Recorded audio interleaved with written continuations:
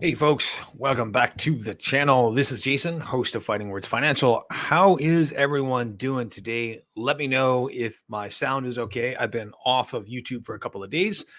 Man, there is a lot to talk about today. Market, when I woke up this morning, was getting absolutely hammered.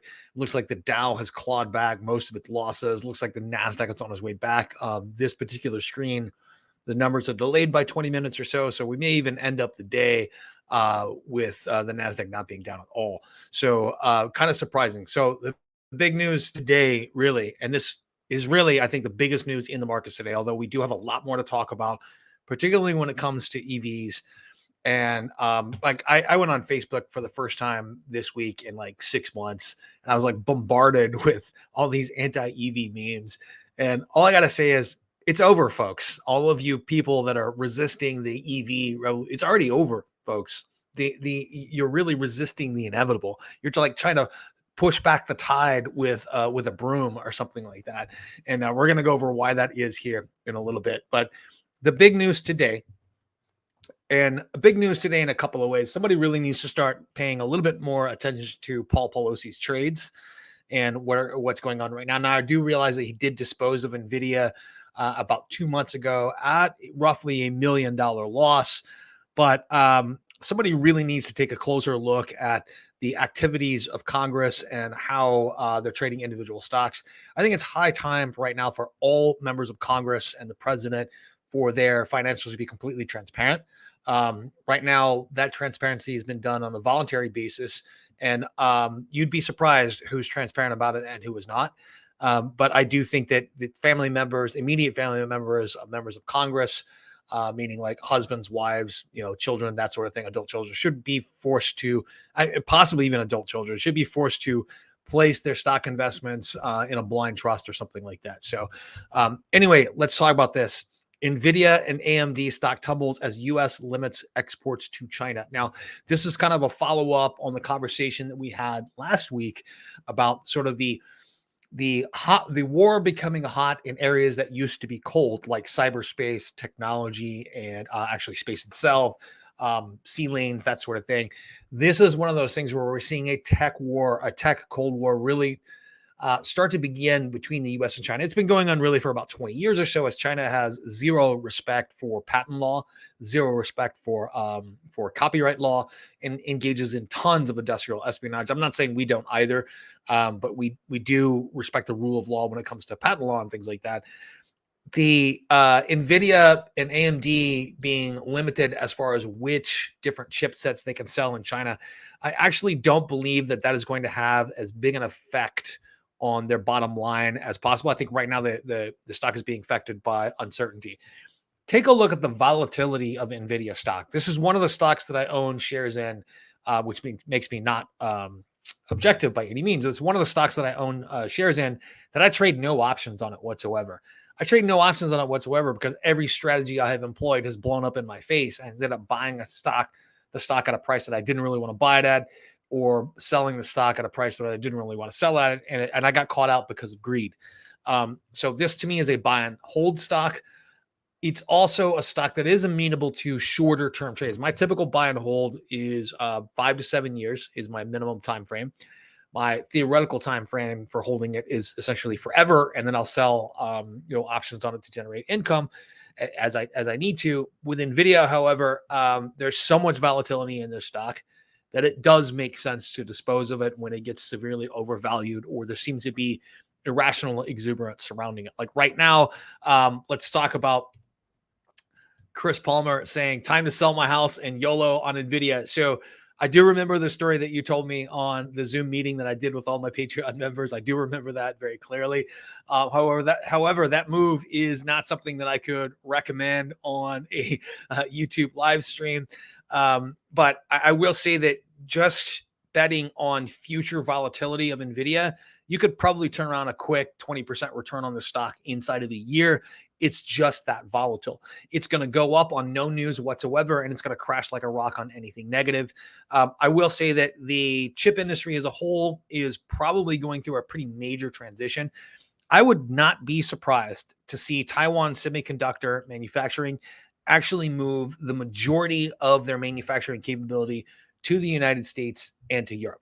I literally would not be surprised if that happened. I think that some geographic diversification in their business makes a lot of sense because of potential geopolitical threats from China, of course, and not even the actual threat of invasion and takeover by China. Like, I don't think they actually want to do that, but I think it makes sense for their business model for them to be able to claim the majority of their actual chip production takes place outside of Taiwan. So this giant factory that they're building, which was announced before the CHIPS Act was signed, this giant factory that they're building in Arizona could really be kind of the first episode in their expansion into the United States. And I see a lot of reshoring of business as well, with AMD and Intel bringing back some of their manufacturing to the United States. All that stuff on the higher end of manufacturing, it's not easy to do, but it's more likely to happen because of the higher margins, all the things that they produce. Now, no one's bringing back textile manufacturing to the U.S. No one's going to bring back, certain plastics manufacturing to the U.S. That can be done, very relatively easily through, in other parts of the country. And there's almost no, or in other parts of the world, rather, there's almost no incentive to bring that back here. I do think that Nvidia possibly could bounce back very nicely tomorrow. I think that you're going to have plenty of opportunity over the next 6 to 9 months to grab Nvidia at lower and lower prices. Now, I did grab a few shares today. I grabbed what I could afford, not what I wanted to buy. What I wanted to buy was definitely a lot more than that, right? So, this is the big news today. Nvidia and AMD stock tumbles. The U.S. limits exports to China. Late Wednesday, the chip maker said in a filing that the U.S. government has informed the company that has imposed a new licensing requirement effective immediately, covering any exports of NVIDIA's A100 and upcoming H100 products to China, including Hong Kong and Russia. NVIDIA's A100 are used in data centers for artificial intelligence, data analytics, high-performance computing applications, according to the company's website. So that's not to say that similar products aren't produced inside. And let's remember, NVIDIA's manufacturing partner for those chips, because what they really do, they don't really make GPUs, they design GPUs, they design data centers, they design AI chips, that sort of thing.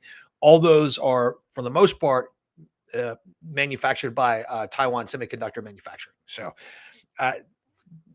okay, so you can't export those chips to China. You can't tell me that there isn't a lot of espionage activity going on at Taiwan Semiconductor Manufacturing right now, and that any designs that NVIDIA is making are not being leaked to China, right? This is a tit-for-tat exchange in the technology Cold War that we're going through right now. I do not believe that it actually, I do believe that it can have an effect on the bottom line of this company, but it is not something that in the real world that's going to have an effect of limiting technology exports to China. I would surmise that any new development that TSMC works on eventually works its way back to China anyway because of espionage activities. The new license requirement is going to address the risks covered by products that might be used in or diverted to military end use or a military end user in China and Russia. Like I said, I think that technology ends up in their hands anyway. NVIDIA shares were down 7.91 to 139.04 shortly after market open. I think it closed somewhere around that too. And chipmaker AMD was down 2.99. So AMD is just inherently less volatile than Nvidia in a couple of different ways. So in Wednesday's filing, Nvidia said it didn't sell any products to Russia, but noted in its current outlook for the third fiscal quarter that it included about $400 million in potential sales to China, which could be affected by the new license requirement. The company also said the new restrictions may affect its ability to develop its H100 product on time and could potentially force it to move some operations out of China. So is that a bad thing? I don't know. Other news here, ARM sues Qualcomm. This is another thing in chips. So a lot of news going on in semiconductors right now. So NVIDIA also said it received permission from the U.S. for exports and in-country transfers in China that are needed for development of the H100 product. So very interesting things going on. And honestly, I would have a hard time interpreting this today in terms of what it means for earnings tomorrow. I will say, though, it's looking more and more like this is just another exchange, like I said, in that technology Cold War that we seem to be involved in vis-a-vis Russia and China at this point. So, China's lockdowns, the new tech war, and the Fed, a zero tolerance policy. And let's look at this article right here before I move on to some EV news, because there's actually a ton of EV news that we need to be paying attention to. China's economic outlook malaise just kept getting worse as officials locked down the country's fourth largest city to contain COVID flares. Not good. So additional lockdowns threaten to exact more economic damage. We all know that that China's economy is stagnating at this point. About 25% of their economy is just related to real estate. There's tremendous problems with real estate right now. They've locked down a city of 21 million people living in Sichuan, the capital of Chengdu, the economic center of China's inland area, from leaving their homes without special exemptions. Mass COVID testing has been rolled out, and increased curbs are in place in other cities, including Shenzhen, ahead of the mid-October meeting of the ruling CCP, where top leadership is selected and President Xi Jinping is expected to secure an unprecedented third term. So interesting that I didn't realize a third term was unprecedented. I guess it's unprecedented since Mao. Let me see here. All right, nothing else that I want to talk about in that article. So let's talk a little bit about what's going on in EV news right now, because this is actually pretty big. So right now, this is a list of all the electric vehicles that will currently, as of August 21st, 2022, the list of vehicles that is currently going to qualify for the full tax credit.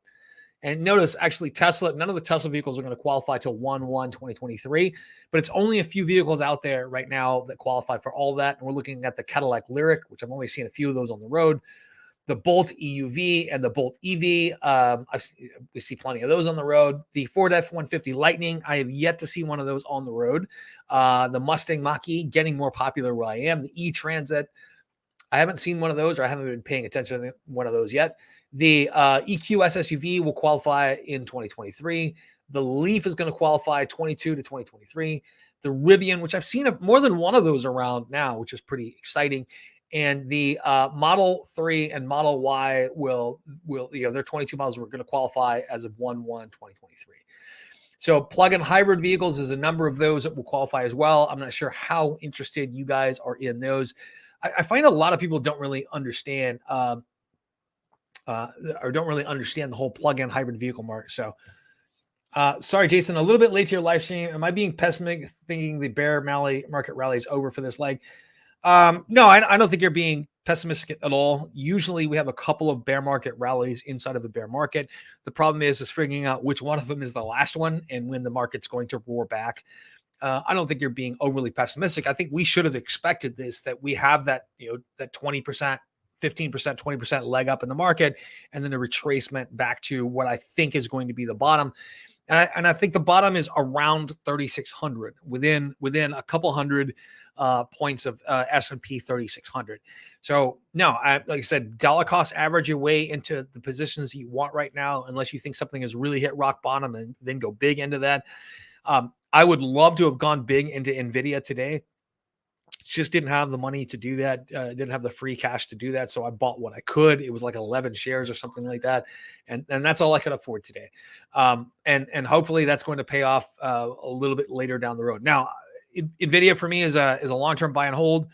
I do see its attractiveness as a shorter-term trade, though, because of how volatile it is. So, yeah.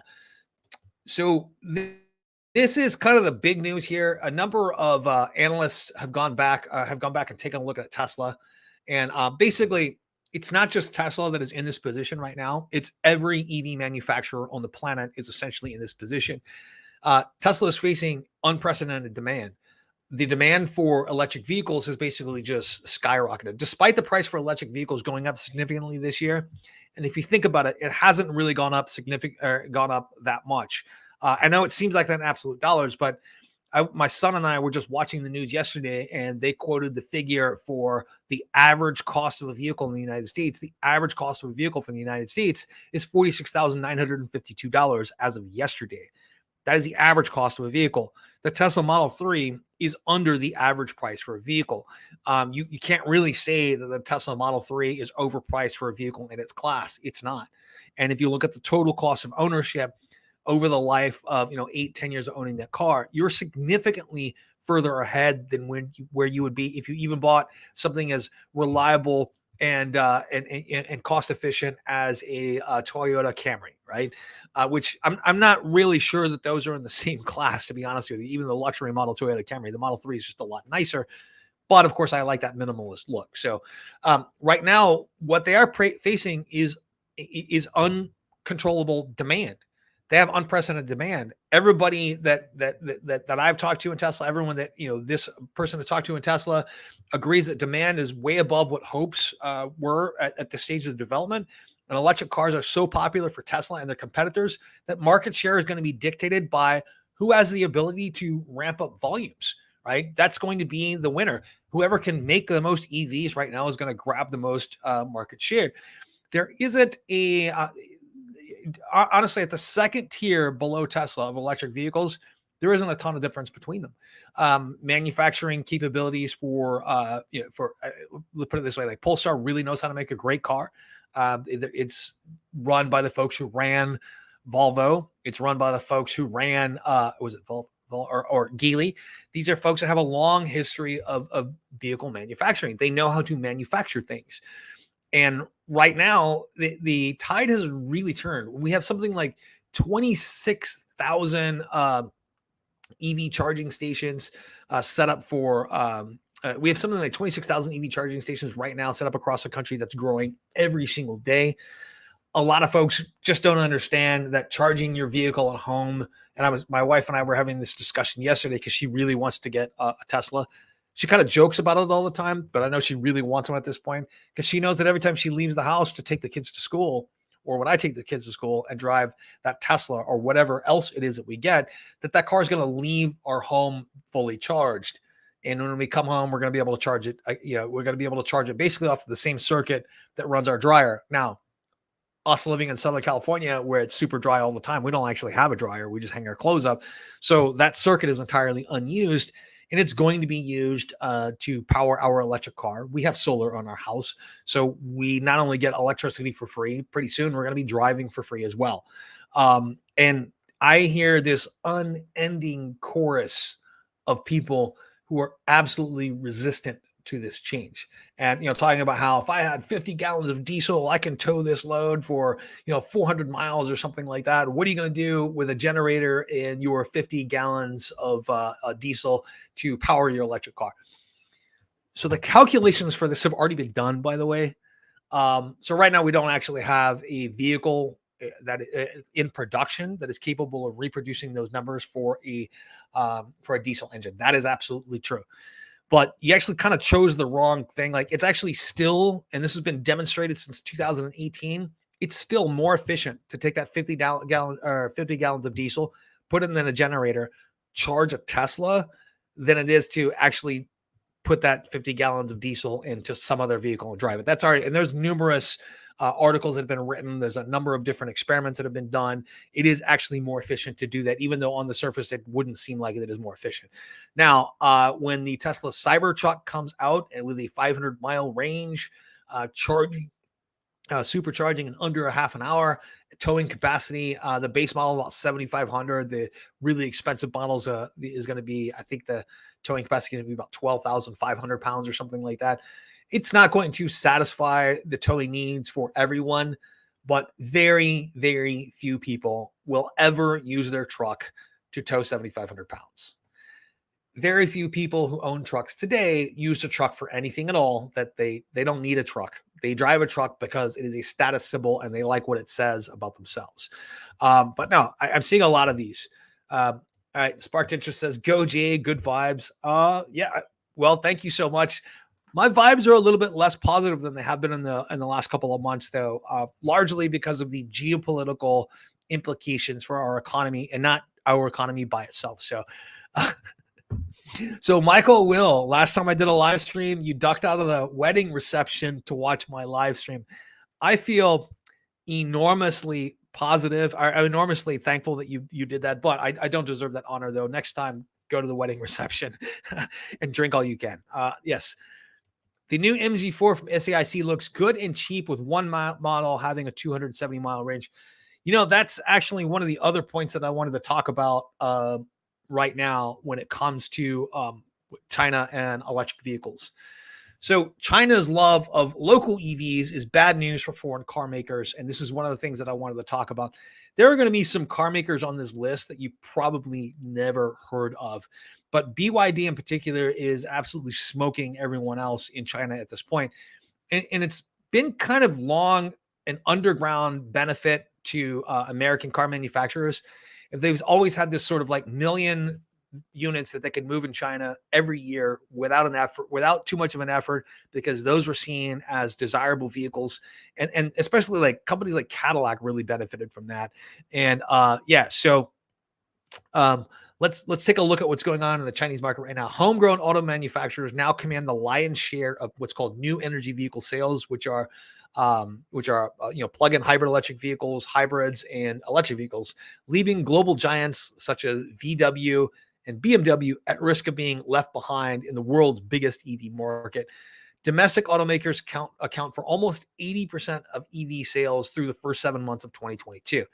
So this is actually huge news when it comes to the Chinese EV market, as there's been a massive shift away from Tesla being the largest seller of EVs in all of China, to now we have other companies that are taking over. So BYD, of course, selling 29%. Not all of those were EVs. A little bit more than half of those were EVs, but that still puts them ahead of Tesla's total market share, if only half of those were EVs. And a lot of the others were plug-in hybrid electric. SAIC GM Wuling, 9.1%. That's largely built on the back of the Wuling Mini, which is a two-seater AV with about 100 miles of range. And it's priced at anywhere from $4,500 to about $6,000 based on the options that you get with it. So that's something that's not really comparable to either BYD. Well, it's getting closer to being comparable to BYD at this point. BYD has some electric vehicles with a range of right around 220 miles or so that are four-seater, two-door four-seaters that cost entry price is roughly $12,500, right? And let's remember, there's all kinds of other incentives for buying an electric vehicle in China, including if you're in a major municipality, you don't have to buy your license plates at auction. And there is a federal subsidy that goes along with that, or I don't think they call it, or state, whatever their state subsidy is. So yes, it's very interesting what's going on. But a lot of people have never even heard of SAIC in China. SAIC in the United States is a military contractor, a technology contractor. In China, it is a vehicle manufacturer, but they have a partnership here with GM. So they're not purely a Chinese-owned company, right? They're a partnership with GM. But the rest of the companies on this list, by market share, when it comes to EVs, are all wholly owned Chinese companies. We don't see Geely cars being sold in the U.S. We don't see, actually, I think we do have Chery cars in the U.S. They're just not selling very well. We do have the GAC. We don't have GAC, Chang'an Automobile, Xpeng. While they do have offices and employ people in the United States, they're not selling their cars here. And Hozon is really the one that kind of took things by storm. As late as April, before the latest round of lockdowns, they were selling 10,000 vehicles per month in EVs, and virtually no one in the United States had ever heard of them. And there wasn't a lot available out there. So Great Wall Motors, of course, that is they've been around quite a bit longer than some of these other new players in the EV space. But let's remember, this is the top 1, 2, 3, 4, 5, 6, 7, 8, 9, 10 players in the EV space. There are something like 130 different brands in China right now that are producing EVs, and the preference has really turned towards really local markets, which doesn't sound. Yes, Polestar is a part of Geely, which Geely bought out Volvo. Volvo, I think, or Polestar was really a division of Volvo that never got off the ground, and Geely bought out Volvo some time ago. I think that's the order in which things happen. Nate Robinson says, what are your thoughts on shorting China for the next few months? 1x versus Ultium. So I've talked about this a couple of times. Nothing wrong with shorting over the next couple of months, but let's remember you're in those funds and out of those funds on a daily basis.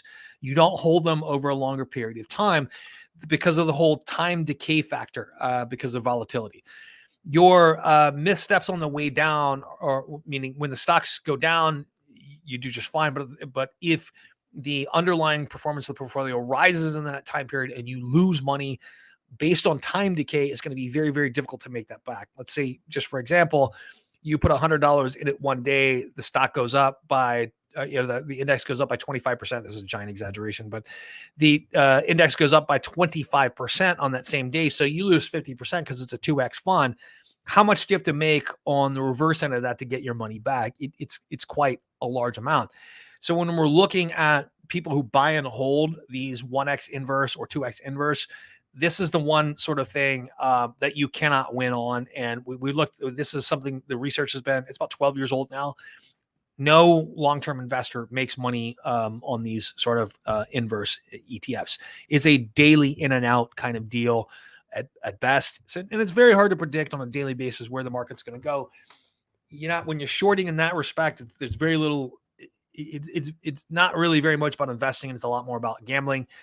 And I guess there's nothing wrong with that, with money that you can afford to lose, but I wouldn't YOLO on that. Like, I know someone in 2008 that made a fortune doing this, and I know people that just lost lots and lots of money in 2020 doing this because the market didn't behave, the way they anticipated it. So, China's no COVID policy, I think they have to have it because they don't have the hospitals to cope. And that's something that I've talked about on this this channel before.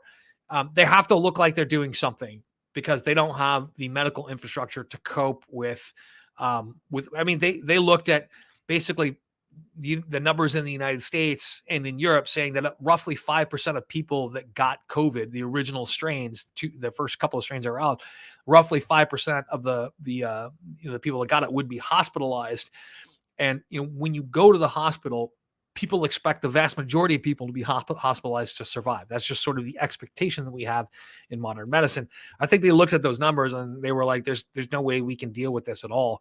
We have to have a zero COVID policy. And I think that their policy as well is going to be data driven. It's not till mortality rates or below a rate at which their hospitals can handle it that they're going to end that zero COVID policy, or they get the majority of their population vaccinated. So I think that's kind of the only two solutions. I think vaccination is the one that's probably going to win in this case.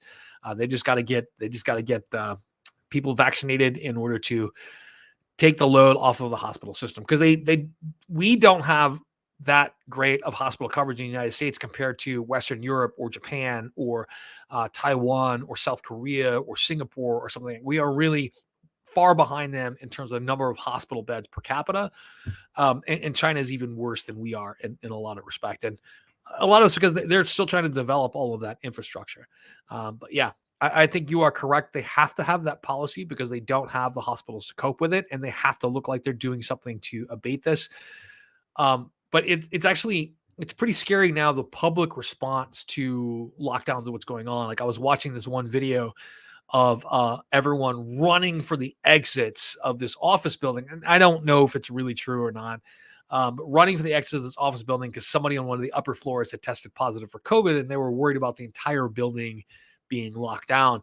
But you're taking the part of the industrial heartland of the central part of the country right now in Chengdu, and you're shutting it down, a city of 21 million people. That's like a city the size of like New York. I think it actually may be bigger than New York City. It's like the size of Mexico City. You're shutting it down and saying nobody can leave their house, and we're not going to tell you when you can come out. And it's 2 years after the United States was doing, or not the United States, after certain states were doing the same thing too. So yeah, a lot going on there. And let's remember though, we have never, as an economy, depended on China really being a consumer of U.S. goods. They've really been a producer of U.S. goods. And China's COVID policy right now, and it's not just the COVID policy, it's a lot of things going on, have been kind of screwing up the supply chains for a while. But there are a lot of things that are actually improving. Like container shipping costs right now have declined. Wait times at ports are declining. You no longer see ships at anchor like for miles and miles around anymore at ports. Things are starting to speed up in terms of supply chains, and things are normalizing a little bit. I would like to hope that we're going to be able to see this manageable decline of demand without going into a recession to tamp down on inflation, but I do not believe that's going to happen. There are very few instances where the Fed has managed a soft landing. And sometimes I think in 2018, managing a soft landing was a bit of a mistake, that we probably should have had the natural end of our credit cycle in 2018.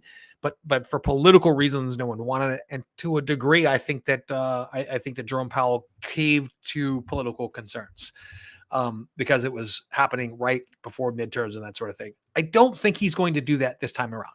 I think that he sees the immediacy of the problem and the severity of the problem as being much more than it was previously, and I think he's going to stick to his guns. So big news here in the U.S. when it comes to EV news is this right here. Ultium Cells begins EV production in Ohio. This is what's underpinning GM's whole strategy in EVs at this point. So Ultium Cells, the battery joint venture between General Motors and LG Energy Solutions, has started production in its first plant in Warren, Ohio. Which is great, bringing some manufacturing jobs back to Ohio. Of course, this is not coming from an investment in internal combustion engines or anything like that. This is really all about a new economy, which is what we need. We need a massive investment in new economy, moving away from the old economy. I just don't understand the whole tendency of politicians to want to bring back the glory days, things that, being a manufacturing center in the 1970s. But when they do that, what they do is they want to recreate the economy of the 1970s or 1960s or whatever period they thought was great, which is actually just kind of dumb. We should be, if we want to bring manufacturing back to the U.S., it's got to be in an area that's going to benefit us for the future. And I think this is one of those areas, like producing our batteries domestically and not being, right now, the big producers of batteries are LG, Panasonic, CATL, BYD, and Tesla. These are the largest battery cell manufacturers on the planet. And there's a few others that I probably missed in there, but that's probably the top five and in no particular order.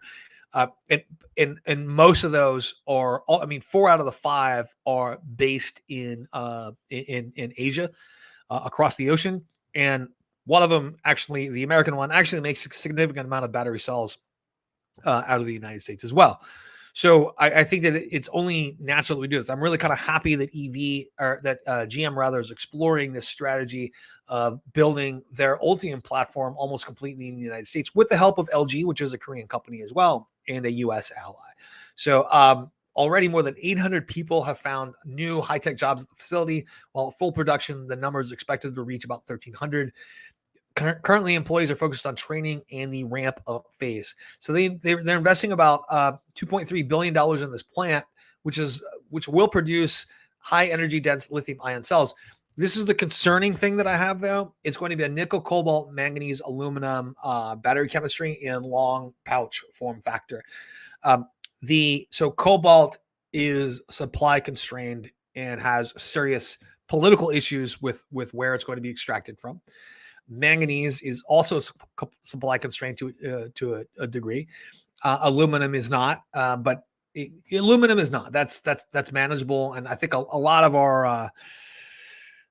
of the extraction of aluminum is actually going to come from companies in India, companies in Brazil, and other places in South America. So the gigafactory here, and they're calling it the gigafactory here, is going to be, I think, about 40 gigawatt hours annually is what they're going to be able to produce, which is not a ton. They're going to have to invest a lot more in the way of battery production, but they're also going to have to invest a lot more in the way of securing lithium supplies.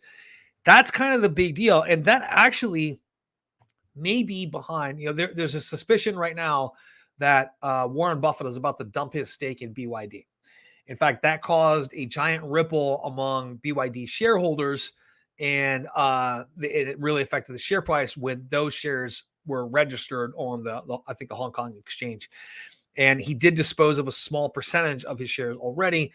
I don't know if he's testing the market. I don't know how he balances the allocations in his portfolio. It may have just been that he was over allocated to BYD at that point in comparison to other things in the portfolio. But it is extremely important to also realize that Warren Buffett is a value investor.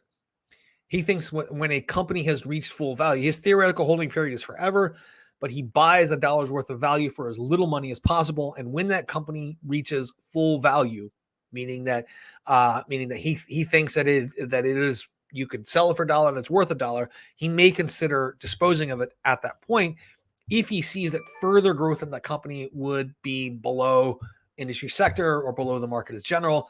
You might actually see him dispose of that stock. So I think that's kind of the big deal.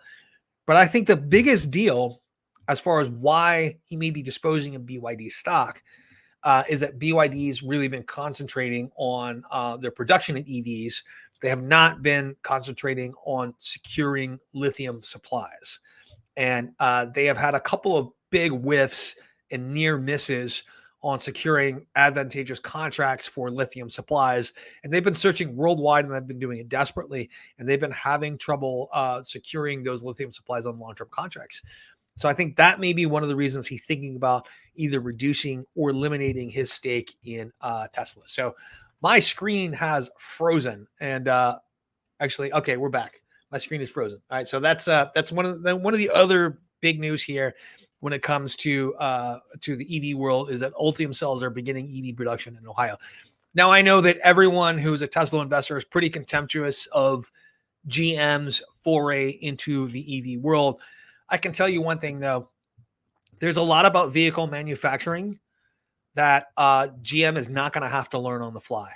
There's a lot about scaling production that GM is not going to have to learn on the fly. And you can almost bet that the fit and finish of the exterior of the vehicle, meaning panel gaps, leaks, and that sort of thing, from the get-go is going to be better than Tesla vehicles. Will their technology be a little bit behind the curve? Probably. But here's one thing that I can almost guarantee you, very few people are going to notice that.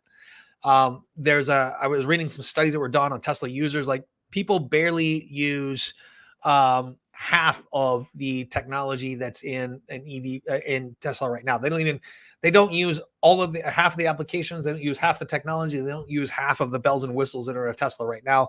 I don't think that a lot of people are really going to notice the technology differences with GM's vehicles in a way. So I actually think that once they're on the road, even though the Ultium battery is a far less efficient battery than Tesla's, far less. Look at the actual math behind that.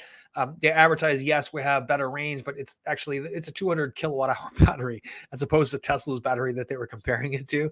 So it's a far less efficient battery than Tesla's is. I don't think in the long run it's going to matter. And I think that they're targeting really that full-size truck market is going to really benefit them as well. I think it was a strategic mistake for Tesla not to target even at least a small truck. I think trucks are a huge part of the auto business here in the US. And I think it was a strategic mistake. And I think that Ford and GM are going to grab a lot of that market share. Rivian's going to grab some of that market share, but Ford and GM are going to grab a lot of that market share before the Tesla Cybertruck even comes out. Other big news here in the EV market. You may have missed this if you weren't paying attention, but Lucid, I think they have about $8 billion in cash right now. It may be more than that. I don't remember. I read their report like a month and a half ago. They're going to raise another $8 billion via a new offering. Based on the decline of their stock price, $8 billion is going to be a pretty hefty dilution in the stock. Dilution is not always bad. This is something that Tesla did over and over and over. And as far as Lucid's business plan right now, their business model, they're really not doing anything differently than Tesla did. The question is can lightning strike twice?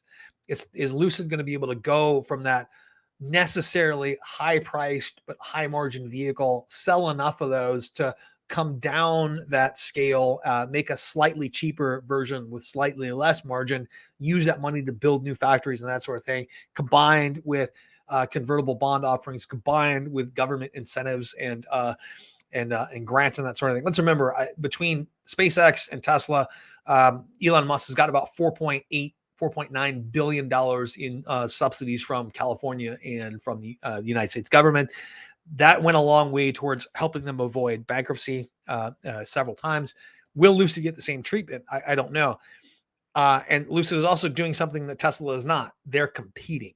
Tesla basically didn't have any competition, particularly for the first couple of models, which was well-heeled gadget geeks who bought a Tesla as a status symbol. And those were the first buyers of Tesla. Let's be honest. It was people who had massive amounts of disposable income and wanted to signal something socially.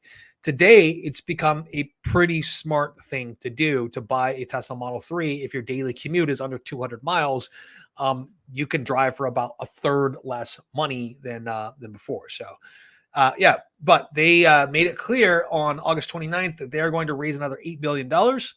They filed for a new offering as it works and they're trying to combat the difficulties related to being a startup, of course. They got massive supply chain issues. They have inflation issues that are concerned among all global makers right now. But really what they want this $8 billion for is to build new factories and expand new factories.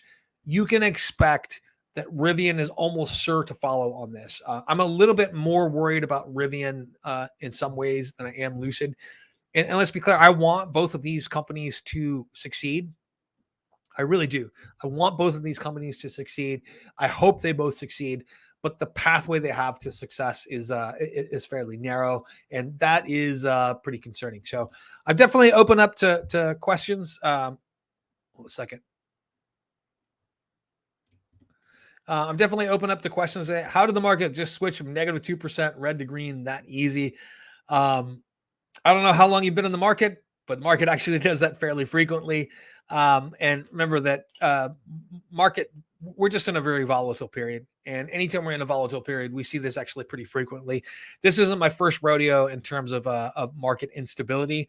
In fact, I've rarely known in my investing career as a professional and as a regular investor, I've rarely known a minute's peace when it comes to investing. I've never thought, hey, the market's really not volatile at all. You tend not to recognize that times are good until bad times kind of slap you in the face. I have no fair price for Lucid. I don't own any Lucid. I definitely want Lucid to succeed, but this is an almost pre-production company. When you look at them cutting the number of vehicles that they're going to produce, and I've finally gotten some good video from inside of their factory. I haven't been there or anything like that. I'm looking forward to doing that. I do like their plans, but at this point, there is no fair value for Lucid. They're really a pre-production company in a lot of ways. They don't have, and so is Rivian in a lot of ways, right? They don't have enough production. And I mean, they have all the pre-orders they want, but we know pre-orders are kind of worthless in a lot of ways. They're not delivering enough vehicles for me right now to create a fair market value for this company, right? It's not like Tesla where I know that they have this much production capacity right now. They've demonstrated that they can produce this much and know that they're expanding their production capacity. By the end of next year, they'll probably have the ability to produce about 2.7 million vehicles annually, just based on the models that they plan to have in production by the end of 2023. And yes, I am counting on by the end of 2023, they'll have the first few Tesla Cybertrucks roll off the assembly lines. I am not betting on the Tesla Semi coming out next year. Both of those projects are going to be 4 years late, essentially. And I think that was a pretty big strategic mistake on the part of Tesla. But they're also dealing with like unprecedented demand. So I don't believe that there's not enough demand for Lucid to satisfy. They simply haven't demonstrated that they can produce vehicles in volume enough to actually be successful at this point. I'm not saying that they won't do that, but anything at any price right now, Lucid is pure speculation. It is not an investment per se. It's basically just gambling. I would say the same thing for Rivian as well. Now, I desperately would like to own these companies and participate on the ride up, I would love to be to participate on the ride up here and be part of that story. Like I feel like I'm part of the story of Tesla, even though I'm just a stockholder. I would love to be have that experience as well with Rivian and Lucid. These are great American companies with great American technology who are contributing high tech jobs, really well paying manufacturing jobs. Like I know people that work on the assembly line that make like 110 grand a year. These are the type of manufacturing jobs we want. Whereas I know people working manufacturing on the East Coast that are making $22 an hour doing a similar job that people do that work for Tesla and for Lucid, and they don't have the option to have stock options and that sort of thing. These are the types of jobs that I want to be here. So I want these companies to be successful. And but having said that, I cannot reasonably and logically create a fair market value out of thin air for these companies because they don't have it. So, thank you so much, Chris, for the for the super chat. And I forgot to tell everyone those are on here. I'm going to get to Hal's question here in a second, and I'll address yours. Happy Friday, Jason, in Australia. Okay, so what automakers will be gone in 5 to 10 years? There's room for all of them, like a mobile phone market. Who is financially in a better position, Ford or GM? So in a lot of ways, of course, GM's a new company. It's not an old company. It was a company that was reorganized in 2009. Ford didn't go out of business in 2008, 2009. They were able to make it. And that may actually hurt them going forward. They have a massive debt load, but they also have the best-selling vehicle in the United States for 40 years straight, the Ford F-150, and they were real quick to jump on that. I don't know. I think pretty much anything in the Chrysler line is going to be gone, or when I'm talking about the Daimler, Chrysler, all of those sub brands and all that, those are all going to be gone in the next 5 to 10 years. I think both Ford and GM survive. They're probably going to have to be bailed out by the federal government at some point. And I think it'll be under the guise of the United States making a massive investment in reshoring production here to the United States. I think we're going to be drawing a lot of the production out of Mexico, even out of Canada, bringing it back here to the United States. It'll be under the guise of reducing inflation in a lot of ways and shortening supply lines. But I think it's smart for us to do in the long run, invest in that new economy. So, so Chris, let me see here. What are we taking a look at? Let's remember when I have a bunch of things up and I'm on a live stream that my internet connection is super, super slow. So let's take a look here.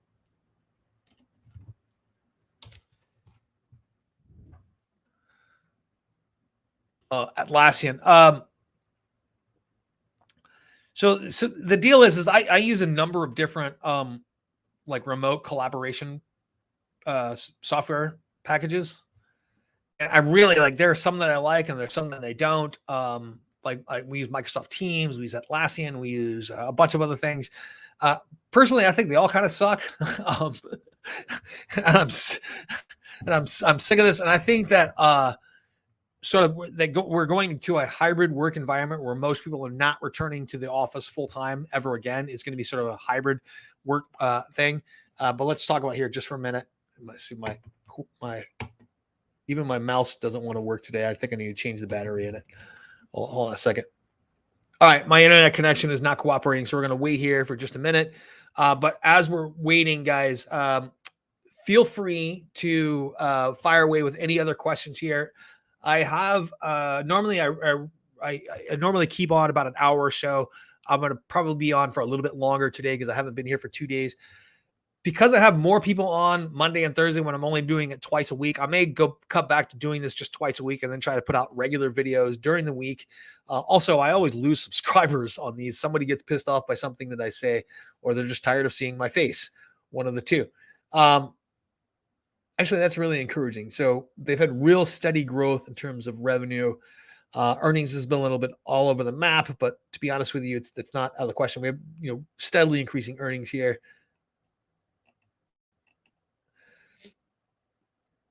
Yeah.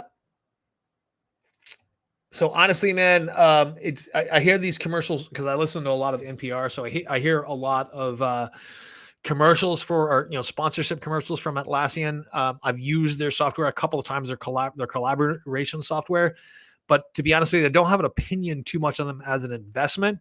I will say that this company is quite a bit larger than I expected, with a market cap of $60 billion or so. Relatively stable company. Look at earnings growth, though. Earnings growth is really compounding since 2019. It didn't get like a massive boost in 2020. It's just pretty steady growth in this period. Earnings beats 3 out of the last 4 quarters. Net earnings the last quarter. To a degree, I kind of expect that that the earnings beats are going to decline a little bit going forward. Let's see what happens in the next couple of quarters. This is something. You got a pretty face, Jay. That's just jealous. Well, you and my mom are pretty much the only ones who say that. Even my wife never says that. So let's see here. And then Smartsheet Inc. Let's take a look at Smartsheet Inc. as well. Also, if you guys want me to take a look at any other stocks here, we can talk about that. Smartsheet Inc. is something that I am not familiar with at all. Digital asset management platform, negative earnings, higher beta, $4 billion market cap. You see here, robust volume, no issue there. Well, earnings beats in the last 4 quarters. Steadily growing revenue over the last couple of years. Relatively steadily growing, or growing negative earnings as well. I don't know a ton about this company though. Atlassian is one that I knew quite a bit more about. I don't know. I don't know about this one at all, to be honest with you. Let me see what they do here. Smartsheet now, second quarter financial results. What did I do? All right, I just did something and my screen went blank again. Sorry about that. Okay. So I've been using Smartsheet for the first time in my new job. So far, pretty impressed with it. As all previous knowledge with Excel transfers over, as a user, I enjoy the products. It's interesting. Is this a? I would actually be really surprised if there was any kind of software that people paid for that was supposed to be a competitor to Excel. I would be really, really surprised. It's got to do something else besides just replicate what Excel does. So Smartsheets. What is it? I would need to know kind of what it's primarily used for. Let's see here. Blunder yeah. This ad from Fisher Investments keeps popping up on my timeline. So cloud-based enterprise platform to plan, capture, manage, automate, and report on work for teams and organizations, company dashboards, real-time visibility. I can't tell what it is they really do from that description. And I said it's not related to any other company that I'm working with right now. So before I can give you an intelligent answer on that, I'm going to have to do some more research. And because you're a member of my Patreon, I will do that, and I'll post that into Patreon, and we can talk about that. How about that? Sounds good? Okay. Yes. All right. My thoughts on Square. So I think that Square is going to go through a longer period of uncertainty right now. And Kofi, Kofi Serba, are you from Ghana by any chance? Just curious. But no, so Block right now is suffering from a couple of different things. Number one, the macro uncertainty. Number two, they're sort of changing business strategies and making this pivot to blockchain, where it's a little bit difficult to see where they end up at this point. So their other business is relatively solid, and it's growing more at a pace that more closely resembles traditional financials at this point. So to juice their growth back up to levels that really sort of satisfy what a growth investor would expect, they needed to pivot strategies to a degree. And Jack Dorsey has essentially convinced them that they need to pivot to this blockchain strategy. And they went really hard on it, really at the time when blockchain crashed. So I own Square. I'm not a neutral observer on this. My cost of ownership is higher than this. It's somewhere between $80 and $90 at this point. So I am down on the stock at this point. It's a long-term hold for me, but I am more closely monitoring this than I am some of my other investments, even though I don't have as much money in this as I do some of my other investments. But a lot of that has to do with the fact that I'm just really curious to see how this pivot to blockchain is going to work out, because I am not convinced. I like the idea of blockchain technologies. I like the idea of cryptocurrency technologies. I like the idea of DeFi. I don't know if it's going to work. What I think is cool and what I like is not what ends up becoming successful. I've had to learn that numerous times the hard way in investing and in business. And I'm very curious to see how that works out with Square. So I am not buying any more at this point, but I'm not disposing of my stock either. I'm not trying to like rescue myself and run away with my, yes. Excellent. Kofi says, yes, sir. So, Kofi, I hope you weren't offended by that or anything. I always just like to guess based on appearance and names where people are from. It's just one of the things because no one can ever guess, where I'm from. So, yeah. What are your thoughts on Spotify, PayPal, and Meta, my biggest holdings, and they aren't doing that well? So PayPal is a company that's really beat up right now.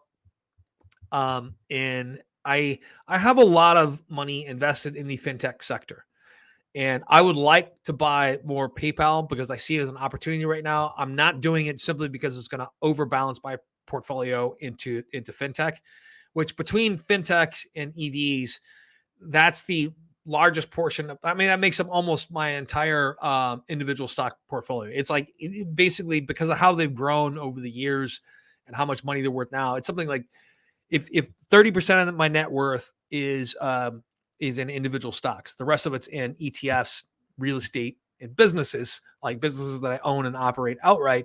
And 30% of my net worth is in individual stocks. About 70% of that is just EVs and just fintech. Okay. And fintech has gotten absolutely hammered this year. I'm still overbalanced in fintech, and which is one of the reasons why I just added some money line, which in normal circumstances, I probably would have been better off allocating that money to PayPal.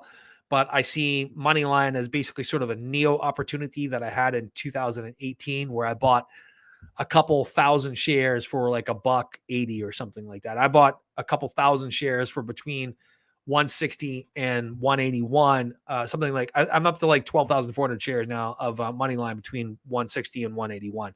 I don't know what my actual cost is. I need to go back and look at that. But in terms of PayPal, they've got a solid business right now. They're not going anywhere. They're developing new products, that sort of thing. They're not going anywhere. And in terms of Spotify, so I'm on the fence when it comes to Spotify as far as an investment, and for a number of different reasons. I think that the music business in general is evolving so rapidly, and it's become really difficult for anyone to make money in the music business. I'm not sure that there is an immediate pathway to profitability for Spotify, especially as technology evolves and the ability to circumvent. And there's just a large portion of people out there that have no desire, intention, or will to compensate artists for the art that they create, and they're completely willing to download things illegally. Ways to circumvent all of the controls on devices right now to prevent people from doing that. Those are going to evolve as well. And I think that, I think it's going to be, I think that it's going to be quite some time before, look, you have growing earnings for years and years and years. Barely, I thought they had a profit at some point. I thought they made a profit at some point. But no, and they run the risk also of competition from a number of different sources. So Spotify is one of those I've never invested in myself. In Meta. So Meta has some bad news that just came out recently. And this is kind of the issue. And they're in the midst of a shift as well. And I may or may not end up buying individual shares of Meta. So number one, the pivot to the metaverse may not actually work for them. Number two, our advertising dollars as a whole across the internet have actually slowed down quite a bit. So we're looking at probably a few quarters of declining earnings for a lot of the big, in terms of advertising, for a lot of the big internet advertisers that are out there. But number three, they're showing a massive demographic issue here. Like, I was just on Facebook for the first time in, I don't know, 6 months to look at that dumpster fire and to realize that a certain corner of people that used to frequently and frantically comment in defense of one certain person in this country are now disturbingly silent. But people my age were on Facebook. Younger generations, something like only 29% of people in generations younger than me even have a Facebook account. They're on TikTok. They're on what are some of the other apps that are out there? They're on Instagram and TikTok. Those are the big things. And I'm not sure that the metaverse is going to work through devices. And I don't think that we're going to live in a world. I think we will live in a world that has AR glasses at some point, and we'll live in a sort of like augmented reality world. I don't think we're going to live in a virtual reality world. I think we'll live in an augmented reality world. Think of the world looking sort of like Pokemon Go, okay? Where we get all of this information delivered to us on a screen that's either wearable or through on our faces like glasses, or it comes through an implant like Neuralink or something like that. I honestly think we're going to exist in that world at some point. But yeah, the issue with Meta, though, is I am just not sure that they are the ones that make that pivot to the metaverse. I think they may have just sort of reached their natural high point, and they're going to decline into something that looks a little bit more like a utility. Like, they'll basically be the General Electric of the social media world for the next 10, 20, 30 years before they end up merging or buying out or changing strategies or something like that. So I need a little bit more clarity on Meta going forward. I think the next couple of quarters are going to be really rough for Meta. But PayPal is probably the best of that list for a variety of different reasons, but mainly because they're not doing a ton right now that's incredibly exciting. They just keep doing what they do really, really well and growing their business. Let's see here. Kofi says, regarding restructuring, I think that Markforged, Desktop Metal, and Stratasys will play a huge role in reducing the cost of production. So there actually isn't a ton of evidence for that right now. Stratasys, I believe, is actually an Israeli company. I could be wrong about that, but I mean, they're actually an ally that spies on us quite a bit, but they are a solid ally. And I think that part of the strategy of 3D printing, and this is one of the issues, has been with one-off short-run production, and it's made producing items that you don't produce a lot of cheaper and more cost efficient than saying, hey, if you want to get this particular item that you want to produce under 30 cents per item, then you need to make 10,000 of them. Well, that's no longer concerned with things like Markforged, Desktop Metal, and Stratus. So you'll be able to 3D print those. But if you end up needing to do that in volume, there really isn't a price savings by going to 3D printing at this point. And that's really been true since the first 3D printing experiments in the early 1980s. And it's true today in 2022, that we're not, even with like printed circuit boards, like 3D printing circuit boards and all that stuff. Not just circuit boards, but anyway, I can't remember what I'm thinking of right now, but this is one of the big issues. So I think that with prototyping and with small runs, that's actually true. But I don't believe that's going to happen with volume production that we need. And we're going to be doing volume production in a lot of like really traditional ways. So Kofi, thank you so much for the insight. Nothing wrong in asking. I often use my origin as a name as an icebreaker. It has become very popular over the years. I've only seen the name Kofi a few times. Of course, I've never been to Ghana. So but I do want to go there and go surfing one of these days. As a kid, I saw the original Endless Summer movie, and where they had like surfing in Ghana was they had some of the best waves there that no one had ever surfed on. I'm sure it's crowded down. There's plenty of people there, but one of these days I'd like to go surfing in Ghana. Anyway, so we are at an hour right now. I've got about 30 people on. If you guys have any questions, go ahead and fire away in the next 2 to 3 minutes. Otherwise, I'm going to consider getting off and going about the rest of my day. And this is something I did want to talk about here. So this is possibly not as significant as people think. MicroStrategy Michael Saylor faces a tax fraud lawsuit. It's bad for the stock and Bitcoin. It's not. This is a bit sensationalized. So he illegally avoided about $25 million of taxes, naming MicroStrategy also as a defendant for allegedly conspiring to help Saylor. Basically, what they're saying is he's been living in the DC area for the last couple of years. He had basically went through this elaborate fraudulent scheme to say that he lived in Florida, and he's avoided paying about $25 million in taxes. So because they were aware, and they're saying that MicroStrategy was aware that he was a DC resident and collaborated with him to facilitate tax evasion, according to the Internal Revenue Service. So we're suing Michael Saylor, a billionaire tech executive who has lived in the district for more than a decade and has never paid any DC income taxes for tax fraud. So basically, even if you add up taxes, penalties, all that stuff, and interest, the maximum he would owe is $100 billion. It's just not that big of a deal in terms of his overall worth. And so the Office of Attorney General said seeking to recover unpaid income taxes and penalties from Saylor and MicroStrategy that could top $100 million. So ultimately, the individual is responsible for every individual is responsible for your own taxes. You are responsible for that. The majority of this $100 million will come from Saylor himself and not from MicroStrategy. If you look at Saylor's overall wealth, $100 million is nothing to sneeze at, but it's not all that significant. If you look at the overall health of MicroStrategy, I don't think that their portion of the $100 million would be all that significant as well. What in reality, what's going to happen is they're going to settle out of court.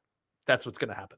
He's going to admit his guilt, and they're going to settle out of court. So that's some of the other big news out there in the market that is not really big news. Right? It's kind of a mountain being made out of a molehill here. So I went over. So I didn't go over some of the particulars from President Biden's or the Biden administration's plan to get rid of student debt. So I didn't want to talk about that. I hear a lot of people saying that. Hey, I paid all my own debt. Why am I paying someone else's? Which just kind of misses the point. The money's already spent, and those people owe their money to the federal, to the Treasury Department. But here's how it breaks down. It's going to provide debt relief to up to 43 million borrowers, including canceling the full remaining balance for roughly 20 million borrowers. That's great freaking news for the economy, no matter how you cut it. Particularly for somebody like me who owns small businesses, and we'll go over why that is. There's actually some numbers that are quoted here. So target relief dollars are going to low and middle class borrowers. The Department of Education estimates that among borrowers who are no longer in school, nearly 90% of relief dollars are going to be going to those earning $75,000 a year or less than $75,000 a year. No individual making more than 125 grand or households making more than 250, the top 5% of incomes in the United States are going to receive relief. The help is going to go to borrowers of all ages. Estimation is that among borrowers eligible for relief, 21% are 25 years and under, 44% are ages 26 to 39, and more than a third of borrowers are age 40 and up. And I think this is very important because these people, instead of paying their student loans, they need to be saving for retirement. And 5% of borrowers who are senior citizens who absolutely don't need this burden. So advancing racial equity, things that I'm less concerned with, but it is true that Black students are more likely to have to borrow to go to school, more likely to have to take out larger loans, and twice as likely to receive Pell Grants compared to the white peers. But 87% of the benefit is going to go to folks who make less than $75,000 a year. Very important. About 13% of the benefits is going to go to folks who earn between $75,000 and $125,000 a year. The real important thing, and I had another question about this in my my Patreon group here, is the discretionary income caps and what it's going to actually do to payments. So for undergraduate student loans, it cut in half the amount that borrowers are going to have to pay each month from 10% to 5% of discretionary income. Raise the amount of income that's considered non-discretionary income, therefore is protected from repayment, guaranteeing that no borrower earning under 225% of the federal poverty level. Hold on a second. All right. No one under making under 225% of the poverty level, or about $15 an hour, is going to have to make a monthly payment. And forgiveness of loan balances after 10 years of payments instead of working for 20 years with original balances of $12,000 or less. So I know people that had original balances of $12,000 who've been paying on them for like 15 years. It's absolutely unbelievable. And they just can't keep up with the payments because they went into something like being a teacher, or they're a nurse in a rural state like Arkansas, and they just don't make enough money to pay back their student loans. Or people that wanted to get wanted to go and get a master's degree in in social work or something like that. They're providing valuable service to the community, but they're not making enough to pay the interest on those loans. So very, very important. And they're going to cover the bar. So basically, here's the thing. So a typical construction worker making $38,000 a year with a construction management credential would pay only $31 a month compared to the $147 a month they pay now under the most recent income-driven repayment plan, an annual savings of nearly $1,400. $1,400 that could go to put their kid in youth soccer, or put themselves in my jiu-jitsu academy, or go out to my bar and buy drinks every weekend. I don't care. Save for retirement, whatever it is. A typical single public school teacher with an undergraduate degree making $45,000 a year would pay only $56 a month on their loans compared to the $197 a month they pay now under the most recent income-driven repayment plan, for an annual savings of nearly $1,700. So now they have $150 extra a month to spend. That may actually help them qualify to live in to get a mortgage or something like that, depending on the market that they live in. It's definitely going to help out these folks. A typical nurse making $77,000 a year who is married with 2 kids would pay only $61 a month on their undergraduate loans compared to the $295 a month they pay now on the most recent income-driven repayment plan, for annual savings of more than $2,800. This is real help to people who really need it, and it's a good thing for our economy as a whole. It's a good thing for our society as a whole. And personally, I'm tired of being surrounded by uneducated people, and I want college to be and that's a harsh statement, but it's actually true. I'm not going to go back on that ever. Tired of being surrounded by people who aren't educated. I don't want people, and I know plenty of people who never went to college because they were afraid of going into debt.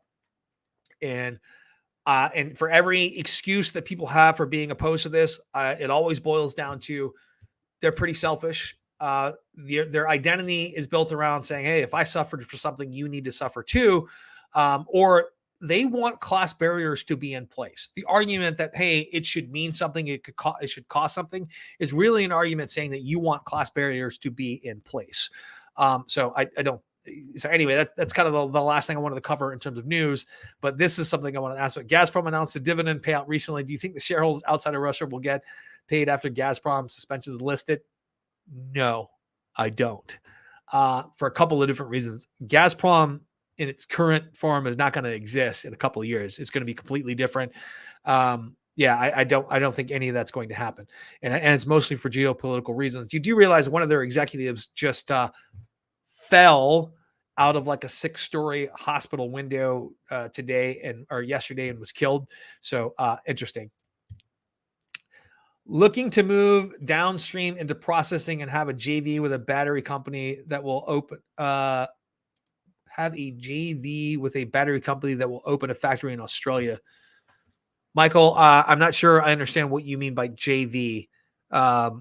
Anyway, we're at about an hour and 12 minutes here, which is a little bit longer than my normal live stream. I wanted to thank everyone who there was only one person who did a super chat today, but I did wanted to thank you for that. And if you guys are interested in my Patreon group, please check that out. I usually put the link in the description. I didn't do it today because I'm a very bad YouTuber and I keep forgetting. But anyway, thank you very much for coming today. And today's Thursday. Is today Thursday? So I'll be back on Monday with a live stream. Try to put out some videos this weekend. I'll be back on Tuesday with a live stream. And I looked at the Michael. I don't see the first part of the message. It didn't come through on this software. Oh, joint venture. Okay. Looking to move downstream into the processing and have a joint venture with a battery company that will open it. Hey, are you talking about this? that talked about on Monroe Live that they've been contracted by Rivian to help scale up production. So that's actually very interesting. And I hope this is what you're talking about. So that's actually super, super interesting. I don't know if Monroe would, I don't know how he'd do like a joint venture, but I know that he consults on manufacturing issues all the time. If you guys don't know who Sandy Monroe is, Sandy Monroe has some of the best videos out there on the engineering and technology and manufacturing prowess that all these automakers have, and not only just automakers, but manufacturing prowess in general. And I think it's wonderful that Monroe is being contacted by Rivian to help scale up production. Like I said, I want Rivian to be successful. I see that pathway being pretty narrow at this point. And I also see that they are, if Rivian doesn't concentrate really on battery production, they're in trouble. But I'm not sure that was the first part of the message you're talking about. I don't see any other messages that you sent today, Michael. Not since a while ago. But anyway, I do have to take off today. I will see you guys on Tuesday of next week. Thank you very much. And if you're in the United States, have a great holiday weekend. If you're outside of the United States, just have a great weekend. Thank you so much.